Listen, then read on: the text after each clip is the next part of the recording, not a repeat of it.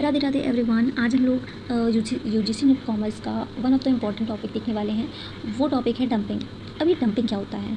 Dumping जो है वो एक प्रैक्टिस ऑफ सेलिंग प्रोडक्ट है in foreign market at lower price. मतलब इस कॉन्सेप्ट में ऐसा होता है कि एक कंट्री दूसरी कंट्री में अपने बनाए हुए प्रोडक्ट को बहुत ही कम प्राइस में सेल करने लगती है।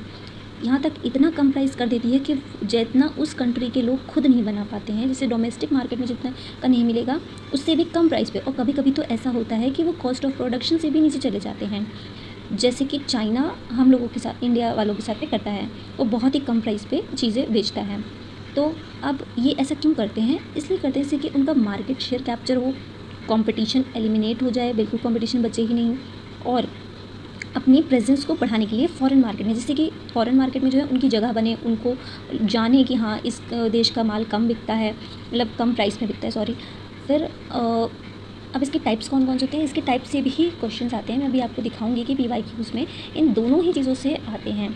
ठीक है, तो सबसे पहला टाइप है स्पोरेडिक डंपिंग।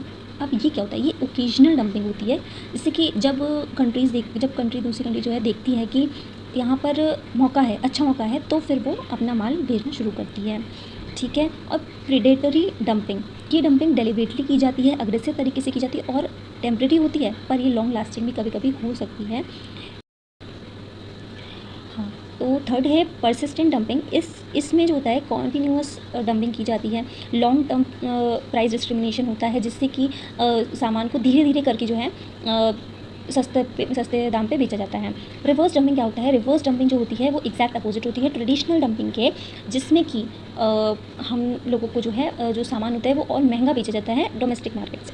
ठीक है, काफ़ी महंगा बेचा जाता है, जैसे कि उसमें भी मार्केट कैप्चर होती है क्योंकि लोग सोचते हैं कि लग्जरी गुड है।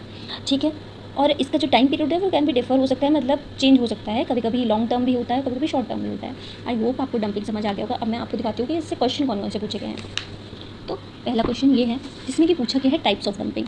विच of the following are different types of dumping? आपको पता है persistent dumping, predatory dumping and sporadic dumping. ठीक है, आप कौन सा लगाएंगे? ये वाला ऑप्शन। नाउ हम लोग दूसरे पे चलते हैं।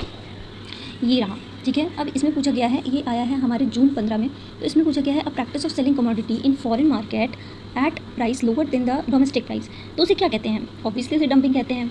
आई होप आपको आज की क्लास समझ आ गई होगी और डंपिंग भी समझ आ गया होगा। अब फिर मिलेंगे। राधे राधे।